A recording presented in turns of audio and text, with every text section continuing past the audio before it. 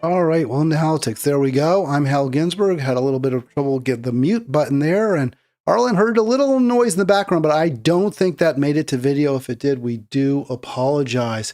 How are you today, this Tuesday?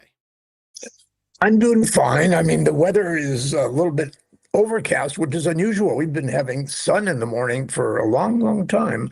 And then there's even some chance of rain in the next day or two. I don't know. But otherwise, I'm fine. But and a lot of crazy things going on in the world, as we know. I'm still feeling good about Saturday's No Kings Day. I thought that worked out very well. So I'm happy about that. That's great, Arlen. We got some video from No Kings. We're going to talk about No Kings Day here on Halitics with Arlen. We're also going to talk about what I did on it was Sunday, right? No Kings was Sunday, was it not? Saturday, It Saturday. was Saturday. Okay, so was I at the farm? I can't remember which day I went to the farm. I guess I went to the farm. No, I went to the farm Sunday because it was the day of the Duke game. So, all right. Well, we'll talk about both in just a moment. Always get a nice weather report from you, Arlen. And before we even talk, well, let me just share. I've been kind of focused a little bit in a lot of my latest videos, which, by the way, Arlen, you're always noticing, and no one notices more than I do, is looks at the numbers and how many hits and clicks we get. And last week's your video with me didn't do quite as well as the week before, but still performing okay. But in general, I think we're seeing a nice upswing, so I'm pleased about that. I don't know how much impact, if any, the change in my style for my Halitics thumbnails, how much I can attribute to that, but maybe a little bit. I try to put the topics, have each topic highlighted now on the thumbnail. So there's a three-part panel, and you can see I did it this way with a panel. The left side there is your rally. That's your rally there at Windows on the Bay Saturday, anti-Trump. You can sort of see it's a little bit out of focus because I took it from a video that Arlen shared, and obviously video footage is always going to be a little bit sketchy when you reduce it to to just one shot. And then we have danger. The U.S. is now a dangerous place, according to Carlos Lozada. And we can sum up Robert Reich's pieces usually with just that pithy statement. It's always Trump and the GOP's fault. We'll talk about that as well, Arlen. But what By the way, I wanted Alan, to point out and I'll let you speak in just one sec. What I all wanted to right. point out in that video that you shared, what it made me so it made me nostalgic for the Central Coast for many reasons. You're right there on the water, which is beautiful. And also, Arlen, that gorgeous blue sky. Yeah, you really are quite fortunate to be living in Monterey. Yeah, especially a day like that, window on the bay is a perfect place to protest. There's a lot of grass, a lot of room, and cars are coming by, in the hundreds and the thousands and honking and support. So, it's perfect. And we had really good weather that day. So, and, things were in the news were, really bad for Trump. So I think it was a perfect time and place for that kind of a protest. Oh, by the way, one other thing. When I posted my videos and comments on my Facebook page, the numbers were incredible. There were just, hundreds of people were noticing it. And I don't understand why, but that's just the way it turned out. Why do you think, Arlen? I was thinking about this as you were speaking, but it's sort of been in the back of my mind on occasion as well. Why do you think places like Monterey so beautiful? It's just such an ideal place. The climate. I remember I even did an ad that I wrote for Stephanie Miller for KRXA. I remember she's with her very dulcet tones. Monterey, you've got it all. Mountains, the sea, the best box wine. And it is a beautiful, beautiful place.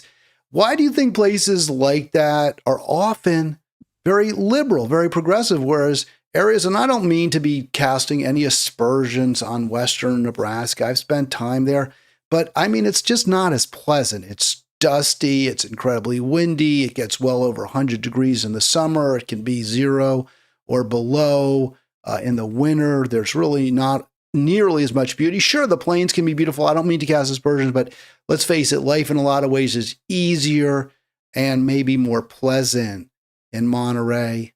So why do you think the areas which we might think of as more beautiful, more enjoyable to live in are the ones that tend to be more progressive politically? Yeah, those are kind of questions I'm not sure of the answers, but I know that the coasts on, both the West Coast and certainly the northern eastern coast are very liberal. And, I'm sure there's a reason, but I'm not sure what it is. Yeah, I have some thoughts, but I maybe I'll share them tomorrow. I don't want to take up too much of folks' time. We only have the short hour with Arlen, and I'd like to talk about issues that are most important, most germane to him.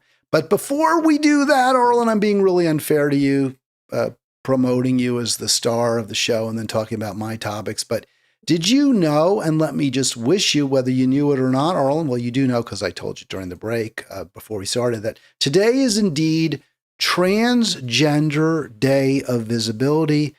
And I have a couple of reasons for sharing that. I mean, it is a day, so why not? It is the 31st. And we got this from Josie Caballero. She is a trans candidate, trans woman who is running for county council here in Montgomery County, Maryland. I am a strong supporter of Josie Caballero. I'm trying to get her to be a guest on Halitics. Some people have criticized me, feel that my positions aren't pro-trans enough, perhaps. Some have said that. No, that's not a surprise, I think, to anyone.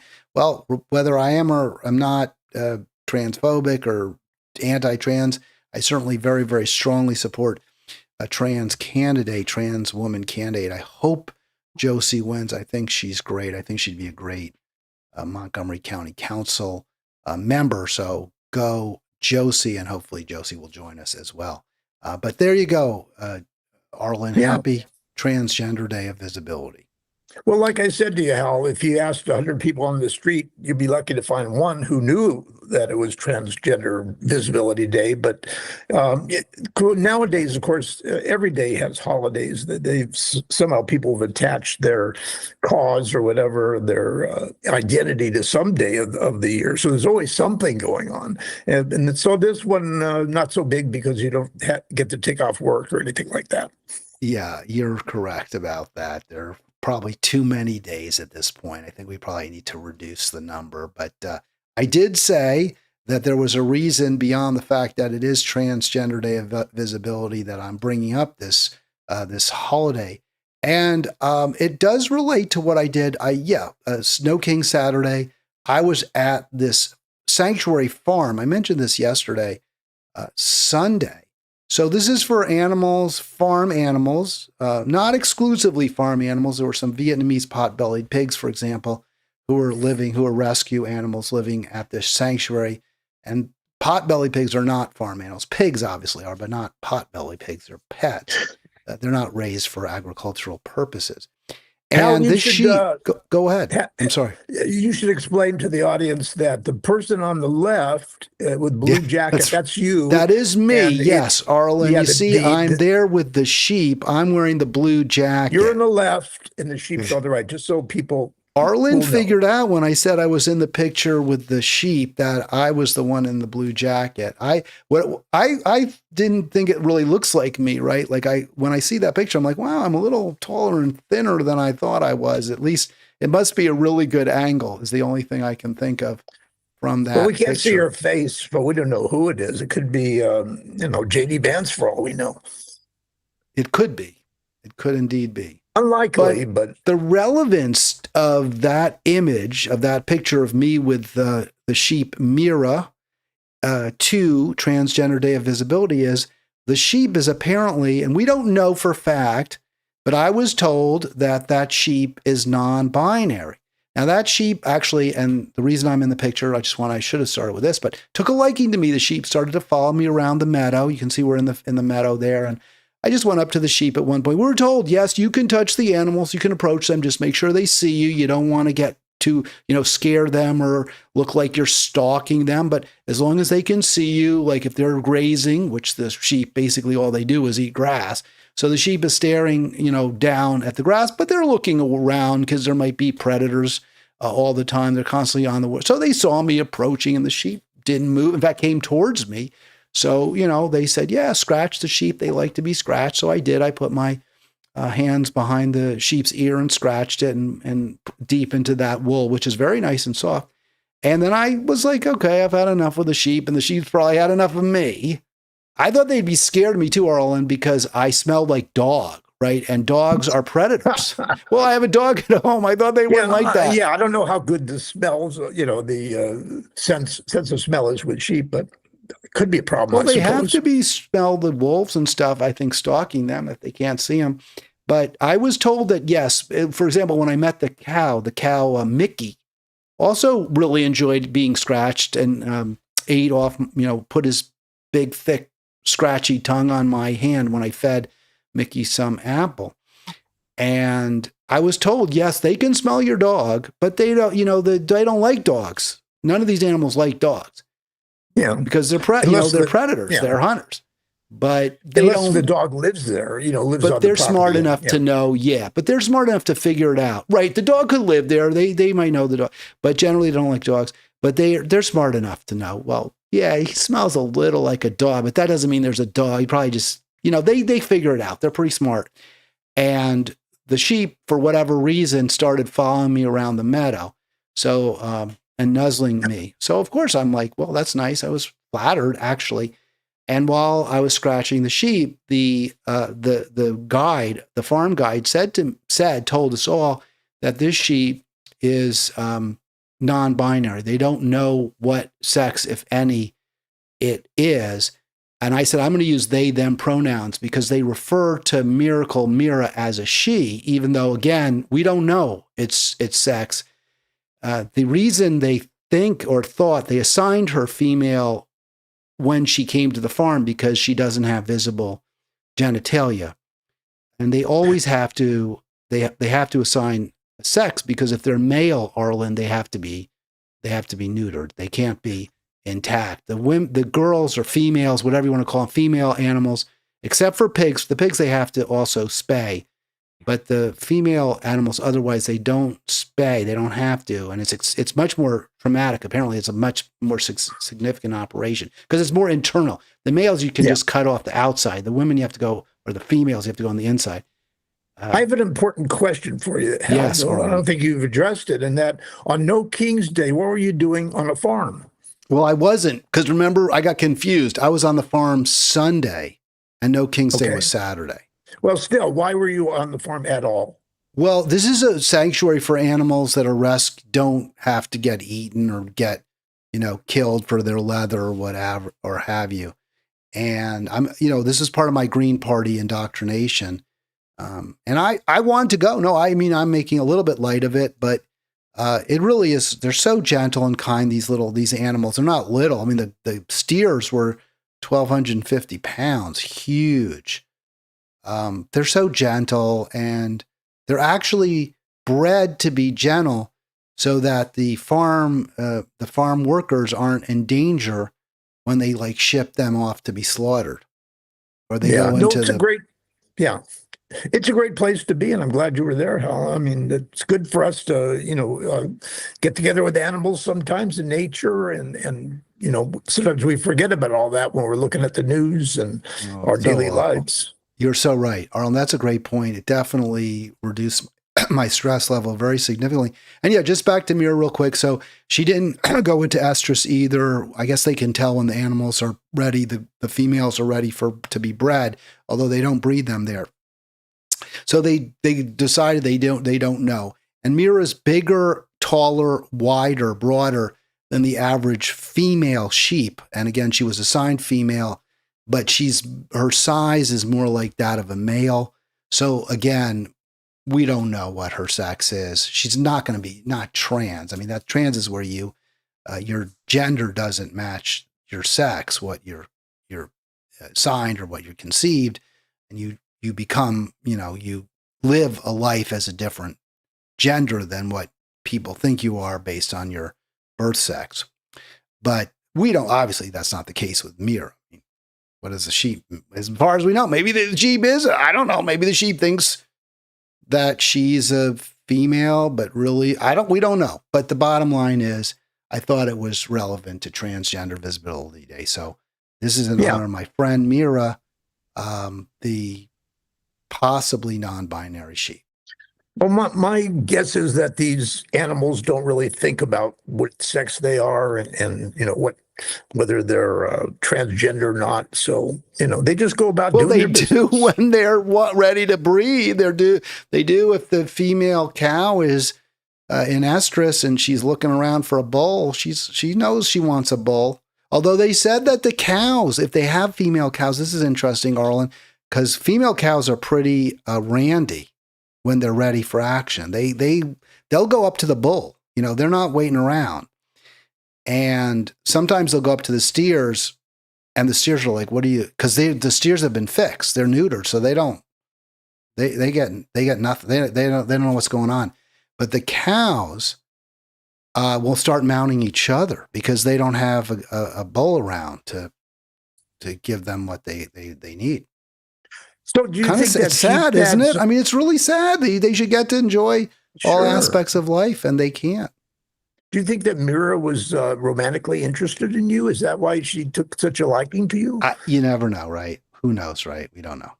I didn't. I have no idea. Arlen. She didn't try You to didn't mount. ask. They Okay, didn't good. they didn't try to mount me or position themselves, for Good. me. So Very I'm gonna. innocent. Very innocent. My I'm glad. guess is they like being scratched. That's I think you're probably right. my guess is that Mira just enjoyed being scratched. All right, Don't let's we talk all? about your weekend. Enough of me and the sheep. Let's talk about Arlen. And you shared with me some videos here. This is your No Kings rally. And, I think it's really great you go out there. I mean, I didn't go myself. I have some issues with No Kings, but here you go. Let me just play the video. Every day.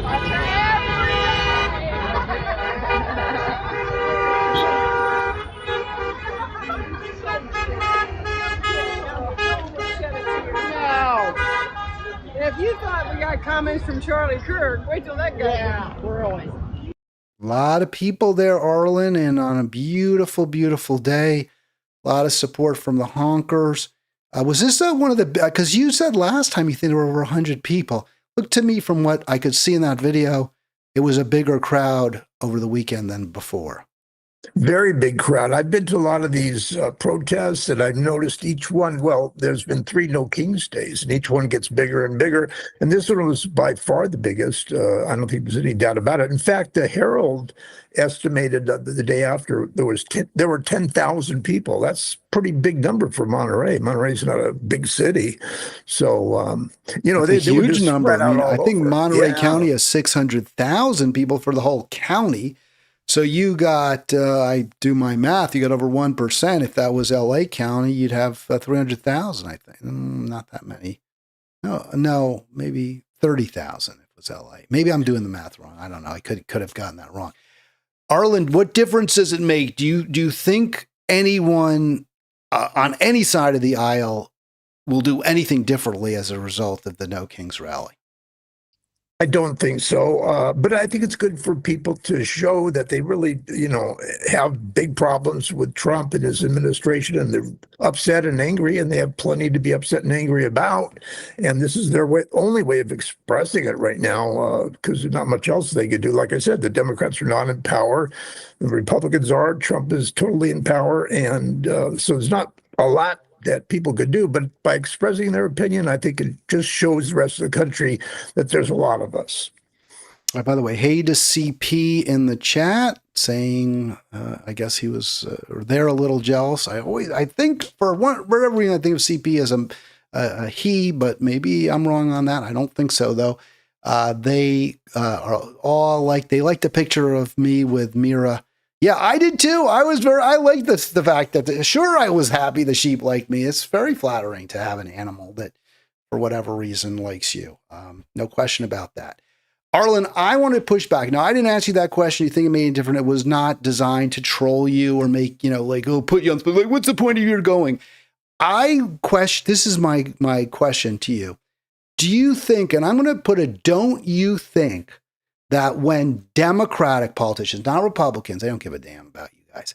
When Democratic politicians see you guys out there, maybe it puts a little starch in their shirt. Maybe they think, well, the people got our back if we push back against Trump. And if we don't, they're going to be really ticked off at us. Do you think it might make Democrats be a little bit more prone to resist?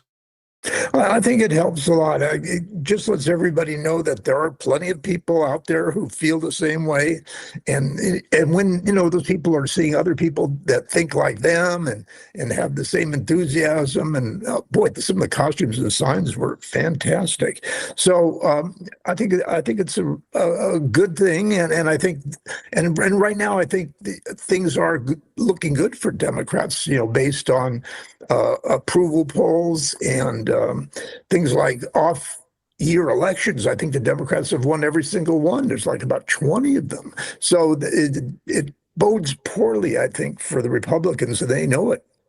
Well, no question about that, Arlen. Let's call on folks. If you haven't yet done so, please do subscribe now. Click that subscribe button in the bottom right of your screen. If you haven't, it's a square white and blue. And also the like. I love the likes as well. 240-242-5646 if you want to join us. And let's play the other video. It's very short, Arlen, but I love getting live and on the spot information and also getting to see the beautiful Central Coast. You mentioned signs. I was trying to read. I couldn't really read any, but I'm going to ask you when we come out of this video if there were any signs that you can specifically recall that you found either amusing or pertinent that struck you. So here's the video. Let's watch it. I was thinking that's Fred, but that is not Fred, is it, Arlen? That couldn't be Fred. Fred actually couldn't make it. He had some other business he had to tend to. He would have liked to have been there, but he wasn't. But you were, for whatever reason, that gentleman was your focus for a moment. Let's continue. No hate, Yeah. no fear. See dump Trump. I see the dump Trump sign. I can't read the other ones in the background. They don't look like. Yeah, this was a band. There was a band playing, and there's the Trump balloon there, and that's basically it. All right. So, any signs that people carry that particularly struck you? There were a lot of new ones that I hadn't seen before. I thought people used a lot of imagination and cleverness. One I could think of was the great big beautiful bill will be Trump's cellmate. Something along those lines. They were hoping that So Bill's a person who is also going to be in jail with our the great implication. big beautiful bill that Trump talks about all the time. Sure. Well, maybe the big beautiful bill will be in his cell with Trump. That would be ideal. I understand. One of the criticisms I've heard lodged against the No Kings events is that they're somewhat anodyne. They're not issue based. They're not issue oriented. They're personality. In other words, Trump's awful. Trump sucks. Not, we shouldn't be at war with Iran. They didn't provoke it. That's not where our money should go. We shouldn't be supporting Israel. We should have Medicare for all. So is that a fair criticism, or do you think there was some real issue focus at these events? In other words, we want Trump to do this. We demand that Trump do that. The trouble with that, Hal, is there's so many issues, so many policies. There's like hundreds, and you can't get them all into one protest. So I think the name of the event, the No Kings Day, I think says it all. Trump is acting like a dictator, a king, and Americans don't want that. And I think that's the major thrust of what they're doing, and I think that's pretty clear. Well, if we had a king, though, who and I think there's maybe we disagree a little bit. I think on balance, you're right. We don't want a king. We want to be self-governing. We want to get to decide for ourselves who our leaders are. But if we have leaders, even if we sort of selected them, although we didn't really select them because the party leaders chose them or what have you, and we only had a very narrow choice between two candidates who are pretty more alike than different, and that whoever it is leads us into wars that we hate, that cost billions and trillions of dollars, lead to deaths that, innocent deaths, thousands, tens of thousands of innocent people killed. We're working harder and harder to stay in the same place. People might say, well, if the king is going to guarantee me health care, if the king is going to take on those, quote, illegals, unquote, who are taking, competing with me for scarce jobs, maybe a king isn't so bad compared to what we had before. So if we're going to beat a king, don't we need to show the people how we can make their lives better if they elect us? Yeah, but look at what we have now. We have somebody that's going into a foreign country, Iran, and every half hour changes his mind. That this is the end of the war. We're winning the war. We won the war. We're going to keep going. We're going to send ground troops. He doesn't really know what he wants, and nobody else does. But we can't see the results being, a lot of people dying and gas prices soaring, and all these terrible things happening. And that's all because of Trump, because he pretty much rules everything. He decides what we're going to do in that war. Well, we're going to get to the economic implications of Trump 2.0, Trump 1.0 as well. We're going to talk first, though, about this piece Arlen recommended last week. We didn't get to it, by Carlos Lozada. I think for some reason, maybe I'm wrong, I always like Carlos Lozada. I had some issues with this piece. We're going to talk about why Arlen liked it. But I do want to give a shout to Ari. Great to see Ari in the chat. Ari, I haven't seen you in a bit. I don't know if you've been taking a break or what have you from Halitics, but I appreciate you're with us now. Arlen, why did you want to talk even a week later? You see the date line there, March 24. A week on, this piece speaks to you. What's the relevance? Well, I think what he's trying to point out is that we've changed as a nation and as to what we're doing. We used to be, kind of a leader of the free world, and now, it's changed to pretty much, like we said, it's a dictatorship. And, Trump is criticizing our former allies and, changing who he likes and who he doesn't like, whether it's Russia, China, all that. We become a different country. Let me see what I was going to point something out. He says, well, hold on a sec, Arlen, because I'll put it on the screen. I think this may be where you were going to go. I'm not sure, but I thought this was a pretty good paragraph by Lozada where he really outlined some of the really terrible things that Trump has been doing.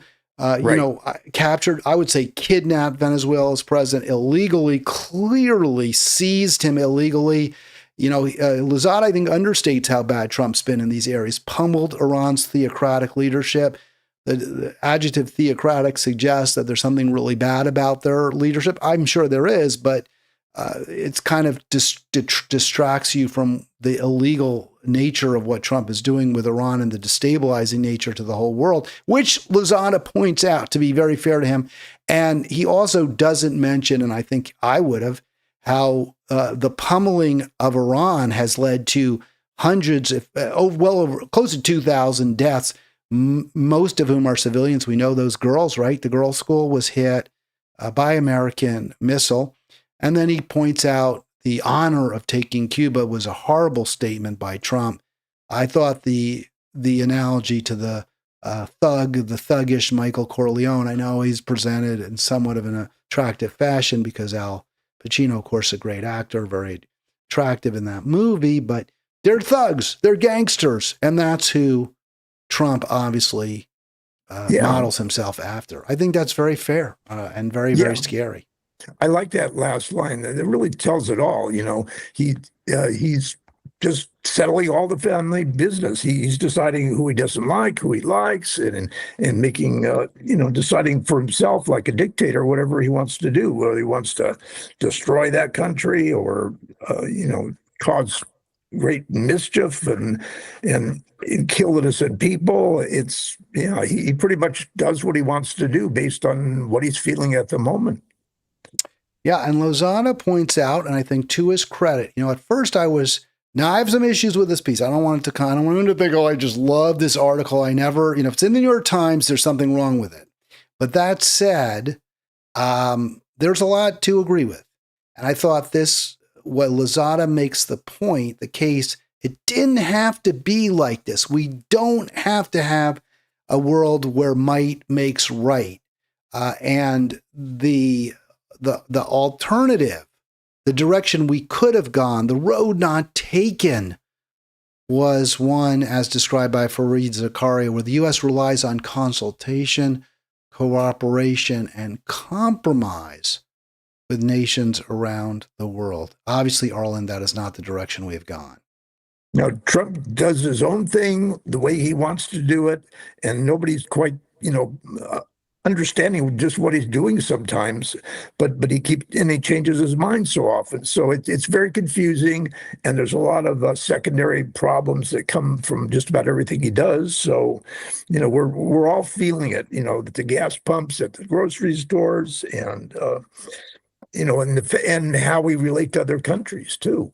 He's very dismissive, I think, of our former allies of NATO countries. And, how come they're not, joining us and on our side? But when he didn't give them any, not any knowledge that he was going to do what he did, and then he expects them to support him all the way, that's just not realistic. Do you think it's fair, though, or accurate for Zakaria? And he doesn't, I don't overstate it, but let me put it this way. Do you think Zakaria should have pointed out the ways in which President Obama did not live up to the promise that Zakaria, the vision that Zakaria presents in his book, The Post-American World, which is one where we rely on consultation, cooperation, and even compromise?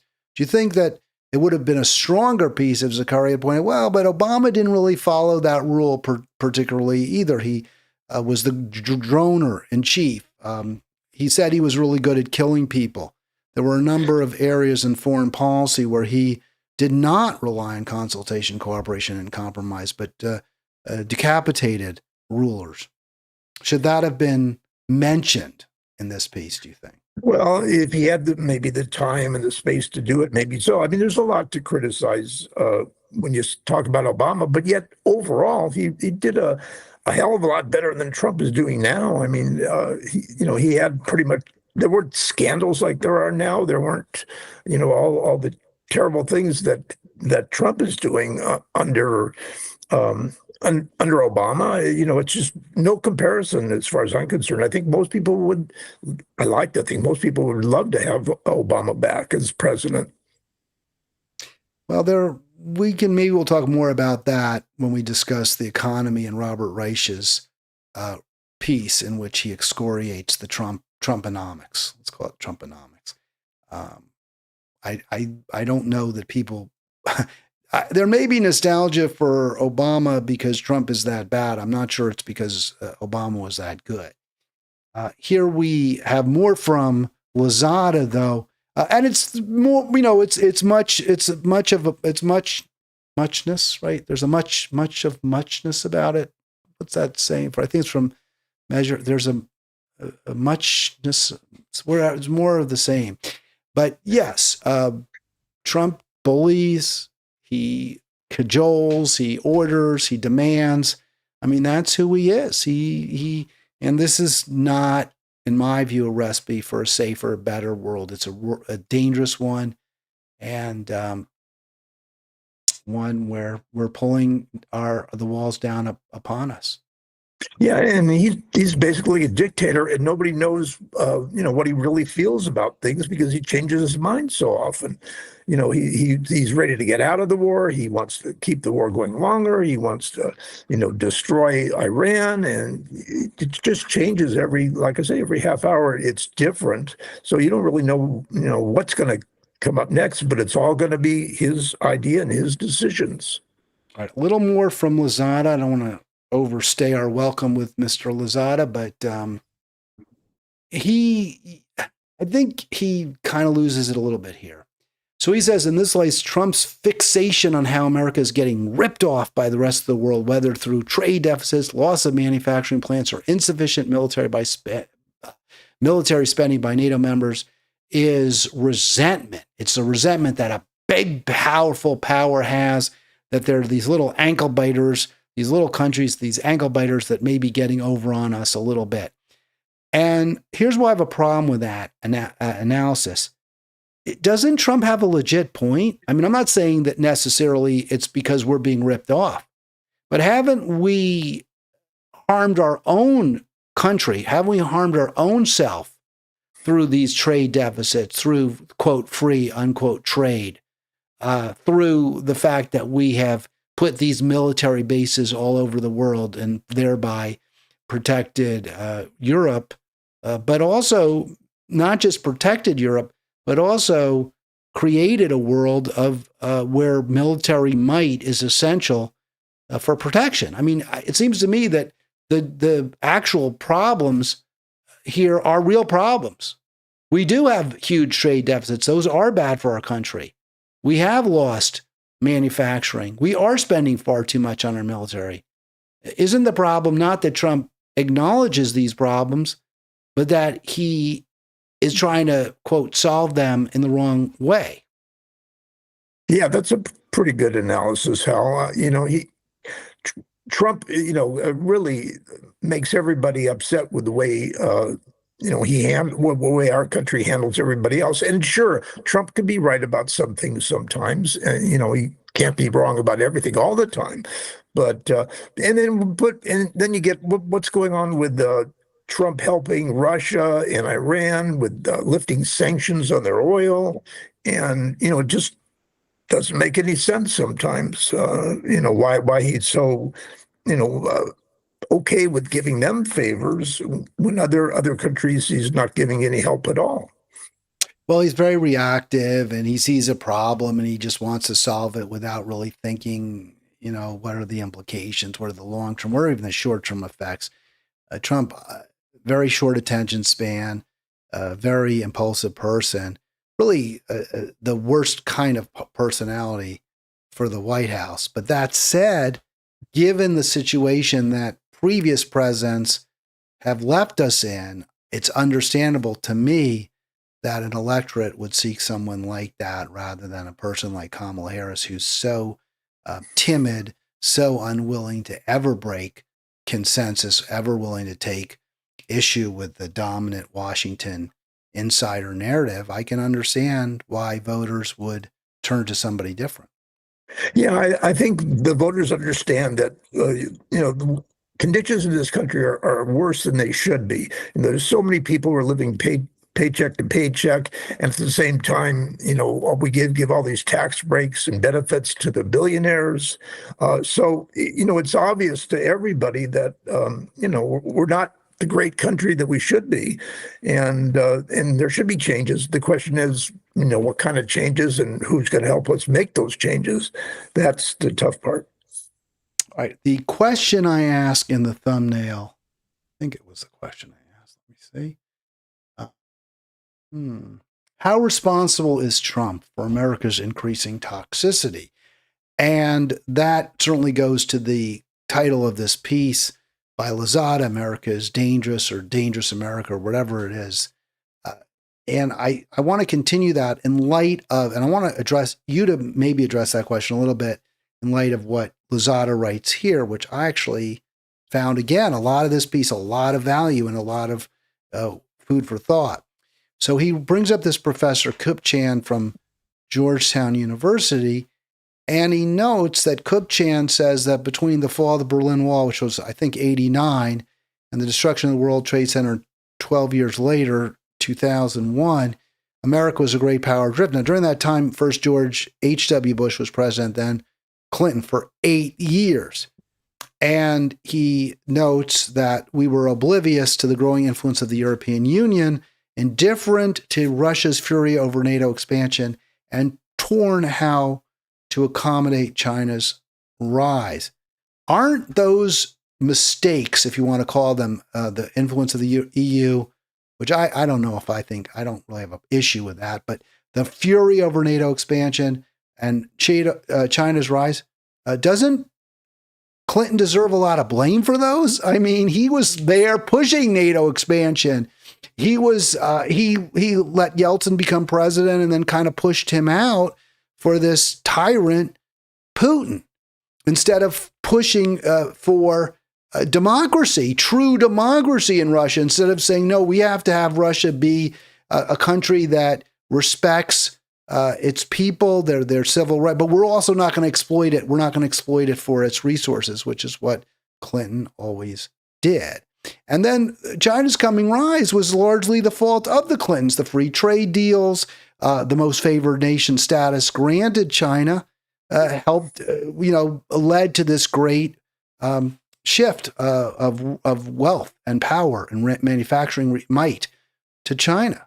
So shouldn't we be able to say this is not just an indifference? This isn't just a failure to mind the store by Clinton. This is actually his complicity in where we are now. Yeah, unfortunately, that's true. When you come right down to it, money is a big factor in all this stuff. The donations from the rich are what keeps our elections going and changing. And then I think another issue I think it's really important we don't talk about much is that the United States doesn't really think long term. We don't think about, what's going to happen 5, 10, 15 years from now. It's all short term. Can we make a profit here? Can we, make money this way? And just ignoring a lot of problems, that in the long run are going to hurt us in favor of, fixing short-term problems, which I think is a mistake, and we pay the price later on. So what should we do, Arlen? What should Democrats like you do now besides, or is it enough to just say Trump is so bad that no matter how problematic the Democrats are, we can deal with them after we get rid of Trump? Yeah, I think I would agree with that. I think you have to get rid of Trump and all the people that support him, all the MAGAs. I think they're just really destructive to our country. As for what the Democrats do after that, it's going to be tough. Like I say, you got to think long term. You got to think about the environment. You got to think about so many things that our politicians don't think of. They only think of what's happening right this second, and we're easily, and of course our media kind of sways our opinions, and it's not as free and independent as it used to be, which is another article we may or may not get to from Tom Hartman.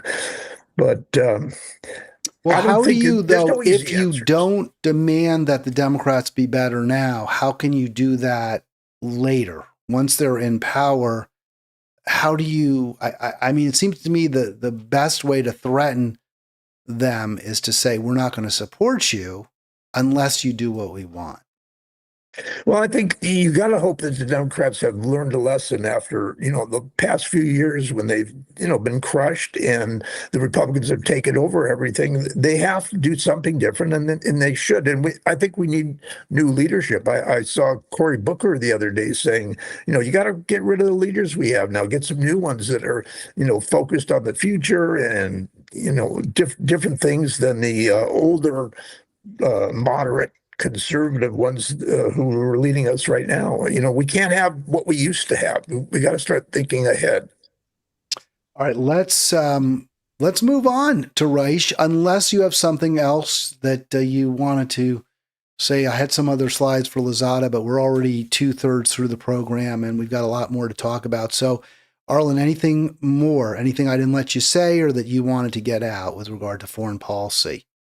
No, I think we've talked about that enough, and I think we really have to talk about the media because we're all influenced by the media. Oh, well, we can go to media. I actually had the Reich slide up, which is the economy. I'm sorry. Yeah, but let's talk about Reich first because it's the economy, and then we'll get to the Hartman. I have just a very brief aside, which I wasn't sure we were going to get to, but we'll try to get to it.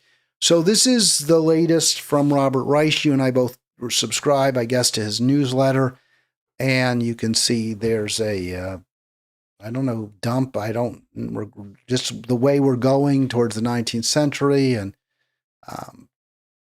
it's interesting, all those different important policies are getting dumped, like Glass-Steagall. That was, of course, during Clinton's year. Now, Clinton, I suppose Reich is going to blame Republicans because Glass-Steagall repeal was actually, I guess Clinton signed it. He didn't veto it. There was an argument it would have been overridden, but he was the president. He let it go. Yeah. There's a lot of issues there. Minimum wage. The Democrats have not raised the minimum wage either. This again goes to me, like, are you just really going to put it all on Trump? I mean, just the issues that he points out on that little cart there, we certainly can put a lot of blame on Democrats. Obama proposed cutting Social Security, the time, decoupling it from the CPI and reducing its rises over time, so people would get less Social Security. And yet, all he can do. Obama went to Flint and said, "Oh yeah, the water's safe," and drank the water there when it was clearly disgusting. So, is it fair for Reich to put these policies on a wheelbarrow and say it's the Republicans who are responsible for destroying them? Well, I won't argue with you that the Democrats bear a lot of blame for a lot of the problems we have, and they've done some very dumb things and hurtful things to the economy. I just think that Trump and the Republicans and the MAGAs are just so much more worse, and that's just the way it is, unfortunately. And right now, our economy is crashing down, and somebody like Reich really knows about the economy. He used to be a labor secretary under, was it Kennedy or anyway? Clinton. Clinton. He was That's Clinton's right, labor secretary. Yeah, and he used to clash with Hillary and Carville there. They felt he was too leftist. He criticized companies for layoffs and things like that. They didn't like it. Well, that's it's funny because he really butted heads with the Clintons, and yet he's still fully on board the Democratic train. I find it hard to understand, to be honest with you, Arlen. But well, he doesn't like the things that you don't like. The fact that we don't have health care and all of those other things that the Democratic Party has failed to give us. But I think his ideas are very good, and he is very progressive, and that's why he never got to a higher and more important office, than Secretary of Labor, because he doesn't fit into what the rich people want, what the power bases want. Sure, and I'm certainly not going to be dismissive. Secretary of Labor is incredibly impressive. I mean, he has an extraordinary career and professor of economics at Berkeley for decades. I think for 30 plus years. Brilliant man. I guess I just feel like it's a bit of a loss. It's disappointing when he could have been leading us to a truly, against both political parties. Instead, he uses his talent and his considerable influence, I believe, to shield a party that deserves a tremendous amount of criticism and which needs to change. And I don't think he's pushed that nearly to the degree he should. But let's just talk about this article here, this newsletter. So here he describes Trump, the worst jobs president in American history. In his first term, Trump presided over a historic net loss of nearly 3 million jobs, the worst jobs numbers ever recorded under an American president. And he points out that even in this term now, Trump's lost 150K and compares that to Biden, who had added 1.7 million. Now, I am just going to say, Arlen, when I read this, I really felt like, and I then did some homework, I think Reich is being really misleading. I think it's really, it's true what he says, but I went to I didn't necessarily go to fact check, but did a little research on this. And I just think he omits really, really, really important context here. So this is what apparently maybe Reich took this from, because Reich says, he leads off with the same quote, right? Where Trump says, "I'm going to be the greatest jobs president." And then he says, Reich does, he is the worst.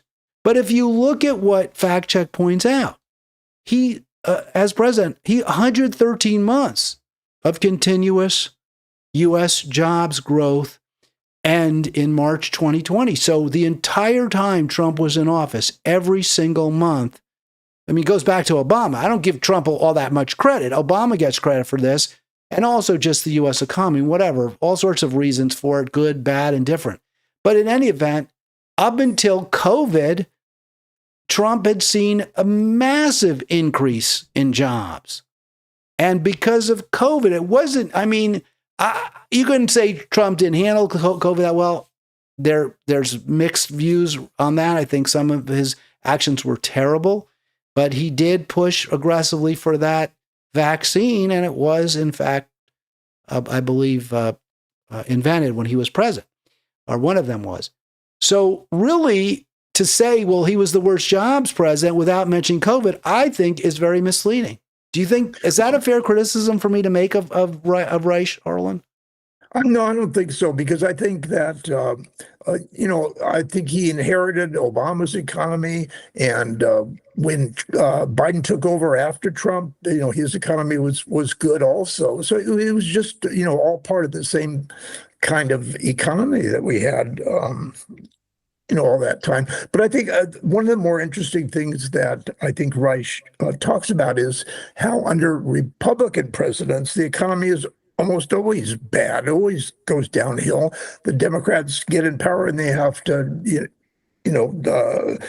heal all the bad problems that the Republicans got us into, all the debt and everything else. And I think a lot of people don't necessarily know that or understand that, Republican administrations, run up the debt and make things worse, and Democrats have to, bail them out.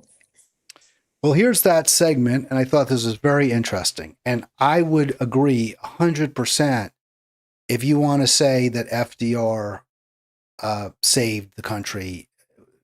Yes, the policies, the Keynesian economics was exactly right for that period of time. The Great Depression, job market contracting drastically. FDR, he's right there with Lincoln, 1, 2, 1A, whatever, best presidents ever. I have no question. I would not put Obama and Biden in that category. I don't think they deserve it. I think that to say that Biden led us out of the Republican economic crisis is, again, misleading at best, because the crisis that Biden inherited, first of all, the economy was already starting to grow. It had actually not, it had already bounced off the bottom when Biden took office. There were 22 million jobs lost because of COVID, but by the fall of 2020, the economy was starting to come back. That was before Biden took office. So you could say he led us out of it, but we already were recovering. It is true for Obama, right? When he took office, the economy was doing badly. And I do blame George W. Bush significant for that in large degree, but I also blame Clinton.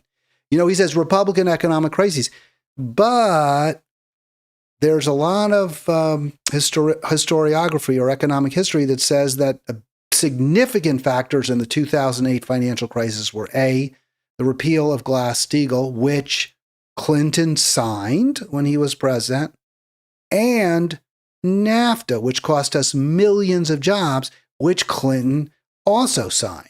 So, to just claim that those were Republican crises, I think is misleading, again, at best. I would also note Obama's record, I think, is mixed on the economy. I don't think it's so great. Obama always touts as his signature accomplishment Obamacare, right? Obamacare, whatever, the Affordable Care Act. So I just wanted to look at this. I just grabbed this chart for you all, and I pick and choose, right? I choose what works for me, what I find persuasive, but everyone does that. So in 2009, when Obamacare was passed, the U.S. spent 16% of our GDP on healthcare, which was 60% more than the average comparable country like Germany, France, the UK, Canada. We spend 60% more than they do. Today, or 24, at the end of 24, so Joe Biden's last year in office, we were spending 17%. It was growing. In other words, we went up, not a huge amount, but still from 2009, before Obamacare, till 24, after Obamacare was passed, our healthcare consumption expenditures were going up. Healthcare expenditures are bad for the economy. It's not good spending. Good spending is maybe, I don't know, but I would say, I guess, maybe homes, education, what makes your life richer, better, entertainment. So we were spending more in healthcare, and it gone up. Obamacare did not bend down the percentage of our expenditures on healthcare. And if you look at the comps, okay, our average comp went up to 11.2%. We don't spend quite 60% more. It's more like 55% more. But it's not a great accomplishment. And that's his greatest accomplishment. It didn't save the economy. Well, yeah, I think you're forgetting about one thing, and it's very important. I think when you have somebody like Obama, he has to work within the political system that we have, which is a very bad system, where the rich people take all the benefits, and he has to fight against the Republicans who are pushing back as terribly hard. I mean, they have a lot of media in their favor. I mean, if Obama had free reign, he would have certainly made a bigger impact on healthcare and more toward universal healthcare if he could. And same with Biden. He could do a lot more, but he had to work within the system and fight the Republicans. But somebody like Trump could do pretty much whatever he wants to do now by himself, and he doesn't have anybody that's pushing back on him. So, it's a whole lot different matter, I think. Okay, Arlen, that's fair. I think that's a legit argument. Do you have anything else you want? Because we're almost at the end of the show. We have a few more minutes, and I was just going to briefly talk about Hartman. And by the way, I mean, I so appreciate your coming on, and I know sometimes you give these articles, and do you because you know me pretty well by now, you must from coming on the show. Do you expect me to be agreeing? I mean, what do you expect from me? Because I don't want to be a jerk, but I also feel like I have to, call it the way I see it, shall we say. Yeah, I mean, you're very predictable, Hal. We know you don't like the Democrats. You want the Democrats to have more blame. I understand that. And, some of your, positions I understand, and you're certainly entitled to them, and you can make a case for them. And I have different positions on different matters, too. So, I don't know, it just makes it interesting, I think. And, somehow we make it work. Is it frustrating for you? Because I actually really enjoy our conversations, but I always don't want to, I don't want to offend you. I don't want to, and I've done that to too many people, but I also wonder, I mean, I'll say it this way. I've had very few people, like when Carlos and I aren't doing the shows right now because he's got a different job situation and he's got to work full time and he does his own podcast, but we generally agreed, not 100%, but I would say more than you and I do. I liked that, but I also think there's value in disagreement, but many people don't like that. They want to see eye to eye with the person they're talking to. Well, I don't think that's going to happen. And and Hal, I'm not easily offended. I'm very hard to offend. I just go with the flow. I'll have to work harder. I'm gonna have to do at it. Well, I don't think I offend. I'm not insulting, but no, we just yeah. But we disagree, and that's okay. That's what the world is made of. People who disagree. Well, I think that's what we're trying to do is come to some agreements. And again, I think on policy we agree, but the problem I have is I don't see the Democrats fighting for the policies that I think we need to make our country a better place.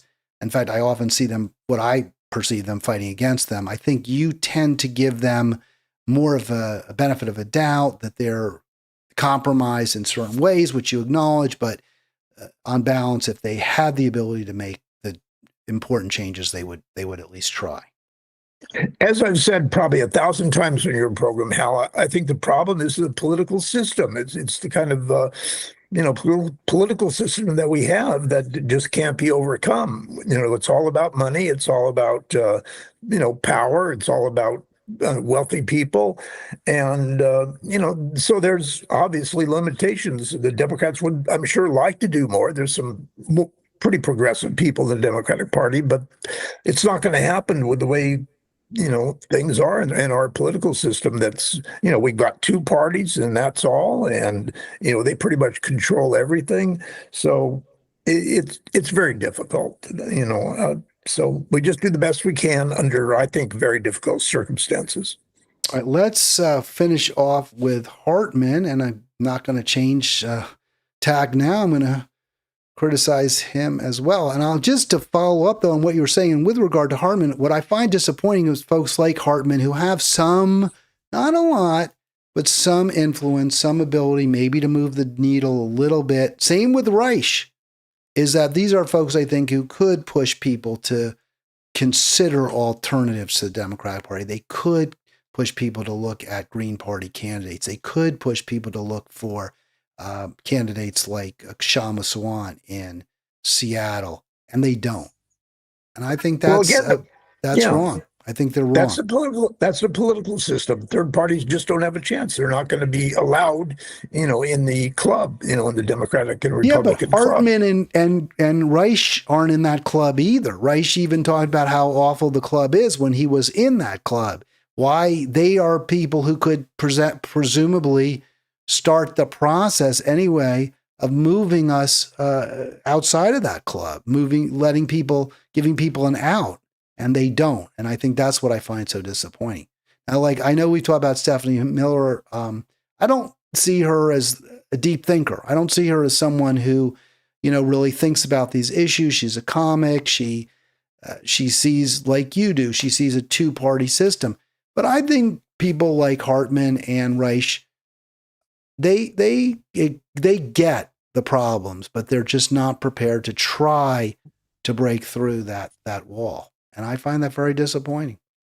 I don't think anything that people can do to change the system that we have now, I think is a very good thing. It's very hard to do, but it would be good for us to have more alternatives like the Europeans do. And, they have maybe 4 or 5 or 6 candidates, but we just don't have that luxury, unfortunately. And we're kind of stuck, like I say, in a very rigid system. And if somebody could figure out a way to change that, I'd be very happy about that. Arlen blogs at the Big Picture Report. There you see the homepage of the bigpicturereport.com, his latest post from fake news to full control, how the GOP trained the media to serve its narrative. Now, I'll be honest with you. I read very closely the Lozada piece. I read obviously the Reich piece because I spoke, I think, pretty knowledgeably about them. I didn't really read what Hartman had to say, but very much. So give us a quick press see. What's Hartman's main point beyond, or just is it just basically what's on the screen right now? Well, I think he points out that the GOP has worked really hard to get their message across, and they get all the mass media, in their favor, and they understand that you have to influence people. And I think they're much stronger about that than the Democrats are. And so that's why we have so many, right-wing, influence on radio, television, even the mass media. I mean, look at how they seem to be, some of the networks seem to be really crumbling under Trump's control. That they sort of give in to him in a lot of ways, and and a lot of these things like changing of the CBS is losing some of its progressive point of view. CNN might be in danger of being sold to Larry Ellison, a big Trump supporter. So they just seem to have done much better than the progressives or Democrats have done when it comes to media. Yeah, and I mean, Hartman's in the past called on wealthy Democrats, to buy media. He's expressed frustration at the ownership, which tends to skew very right. And I think he had a point. I mean, again, I tried to change that, but Tom and I had our differences as well. But I guess where I find it frustrating, like I do with Reich and Lozada too, is the focus is on the party. It's on the parties. There's a bad party, the GOP, the Republicans, and presumably, if not a good party, a better party, the Democrats. And I think where Hartman misses it, and I think deliberately, I mean, I don't think the guy's right. He's a very good writer, but much better writer than I am, for example. Where I think he deliberately refuses to acknowledge reality is it's not even the GOP, it's not even the Republicans so much, it's just the billionaire class. And you mentioned Ellison, of course, and other, very powerful, very wealthy people who control our media. And that isn't really what Hartman points out, and it's disappointing. But I wish he would do that, but I guess he feels beholden maybe to the media barons as well. I'm not really clear on that. Maybe I missed it.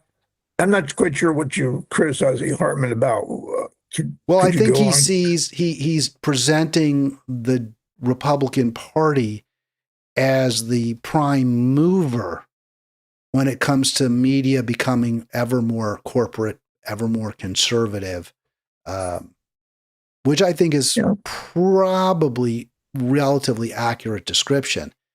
I would say the prime mover is not the Republican Party. I would say the prime mover is the billionaire class, which has gotten ever richer and more controlling, and of Yeah.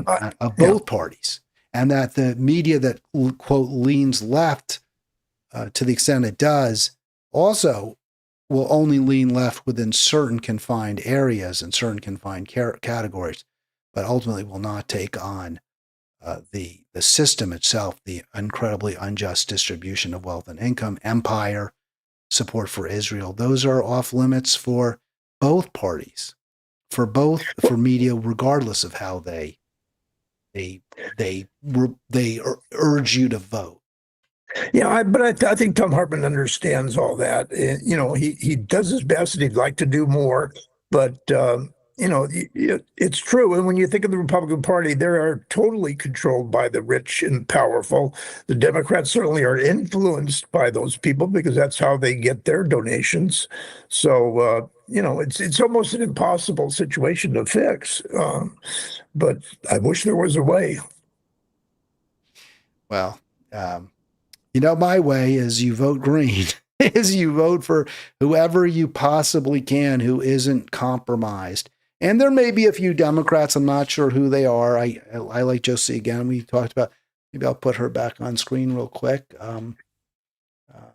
Candidate Caballero for county council. So if you're watching from Montgomery County, Josie is running for council at large, and she is one of the very few candidates in our county who has said she does not support Israel. She does not believe we should be funding the Maryland Israel Development Center. It's pretty bold position. She has the endorsement of the Montgomery. See, I do that. Montgomery. There is a Montgomery County, California too, I believe. Is there not? Not that Maybe I know of. No, I don't think so. I'm going to look that up. Anyway, I'm a big fan of Josie. So that's, yes, you can hopefully make change through your votes. Vote for Democrats if they are seemingly uncompromised like she is, but at the same time, you got to look for alternatives whenever possible to the Democratic Party. So that's my solution, Arlen. Your final word. You get the final word. You're the guest, and I appreciate that. Thank you, Al. Well, I agree with you. I'd like to see third parties have more clout, have more power. But right now, again, the political system dictates that it's only going to be Democrats and Republicans, and the third parties are not given a real chance. And I wish they were. I wish we had more options, but you know, we don't, and we're always ending up with a Democratic candidate that is, you know, okay with all the rich and powerful corporations, and certainly the Republican candidate is going to be that way. So that's why I keep saying it's the political system that's the problem. Yeah, it's the system, but we got to figure out ways to try to change it. By the way, I was looking this up. There are 18 Montgomery counties in the United States. Obviously, the most counties you could have are 50 because there are 50 states, and every state could have only one county with that name. I thought that might be the most common. There is, as you said, Arlen, no Montgomery County, California. What is, though? And I thought it would be. I thought Montgomery County might well be the most common county name. It is not. Can you guess what is the most common county name? It's not that hard. I wouldn't have, by the way, gotten it. I'm looking at the answer. But when I see the answer, I'm like, oh yeah, that makes sense. Give me the first letter. Oh, wow. Come on. That's W. I mean, there's just so many, you know, if you could drive across the country like I do with my wife a couple times a year, once or twice a year, you see repeat cities and counties and all over the place. It's just amazing. Like you say, 18 Montgomery counties. Yeah, I'm sure there's others that are. The Pretty close to first, that. the most common county name, I told you, if I tell you it, I said it, you should be able to figure it out pretty quickly. W. Washington. Right. So it is presidents' last names that are the most popular. I'm going to go through this because I got nothing else to do. Actually, I do. I got to go get my dog in a second. Arlen probably has something else to do. So it goes Washington, Jefferson, then Franklin. So Ben Franklin, a founder, but not a president. Jackson, probably because there were a lot of states that became a lot of new states when he was president. So Jackson County, Lincoln County, Madison County, the bridges of Clay County for Henry Clay, I would assume, and then Montgomery County. So there you go. So it's up there, but it's not at the top. Yeah, I sure hope there won't be a Trump County or a Trump City. I'm surprised there aren't several already. You'd think that some state would have figured out, let's call it Trump County, and we'll get a few extra $1 billion in our, Yeah. Well, we know that Trump is putting his name on everything, including dollar bills these days. So dollar bills, maybe his face. You think we'll see $100 bill with his face on it? It's all about the That could happen. He does what he wants to do, and there's nobody that seems to oppose him. No, they just aren't prepared to stop this guy, and it's very, very, very frightening. All right, that's going to do it. Arlen, thank you so much. Enjoy the rest of your day, your after. I was thinking, can I say afternoon? Yes, I can. Yeah. Because the show now in California would be in the afternoon as well as everywhere else. That'll do it for Halitics today. I'll be back tomorrow, Thursday as well. No Friday free for all this week. I'll be in New York City for the upcoming holiday. Enjoy your afternoon. Thank you, Al.